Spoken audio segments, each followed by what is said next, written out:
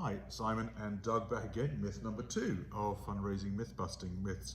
So myth number 2 is you should target the largest investors with a track record in your sector. Should you target the best known you've heard of, or should you target otherwise? And Qodeo helps identify best fit. What's your take on that, Doug? You know, certainly there's been a lot of academic work on this over the last 20 plus years, and it's really, it can be a badge of honor to be with the very famous venture capitalists, but it sometimes comes at a cost, and the cost can include two things. One is the valuations can be a bit harsher, meaning that the entrepreneur is going to get diluted more, and then secondly, the more famous VCs might take more onerous control and veto rights. And so the contract terms look a little bit harsher compared to the lesser known VCs. And then on the flip side of this as well, it's not always the best fit. So as an entrepreneur, you really need to think about who's am I going to work well with? Who's going to help my business the most?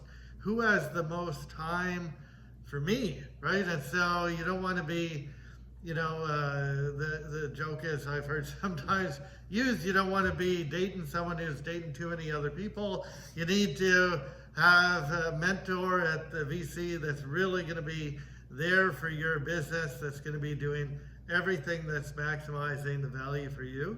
And, you know, there's different ways of measuring distance. So distance can be measured in physical distance, which could be a cost if they're not regularly visiting you, but also it can be measured in terms of other things like cultural distance and other things that don't really mean there's a great fit. So you do want to find that investor that is, you know, aligned very well with you. And then part of that too is who are the other companies in the portfolio? So are they ones that are going to be complementary to your business? So you don't just want to think of the VC, but also who else have they invested in, and is that good for you or not so good for you? Which is a really interesting point, because you raise a number of points that are very interesting, one of which is that so when you match on Qodeo, it's ranked according to best fit, and there are a series of criteria that are best fit, which could be location, sector, but much more complex, much more subtle. Often an entrepreneur will see data historically that says, oh, that VC backed a business like mine, therefore I'll go after that VC. But it makes it less likely that VC will back you, because most VCs outside maybe Japan, where they have a different view about competition, they won't invest in multiple similar businesses. And so you need to look through the portfolio and do your own due diligence on the VC. Like if you're going to get on a date, you know, you put your best foot forward. The dating analogies are incredible here. You put your best foot forward, you dress best, but you also try to make sure that the person will be the right kind of person for you. You know, again, the dating analogy, you know, whether you like people of that background or this background, this age group or that age group, etc. You have to try and know who fits you best, and it's very analogous to that. And we found, in fact, that the average, some research we saw in the UK, the average relationship in the UK between VCs and entrepreneurs lasts longer than the average marriage.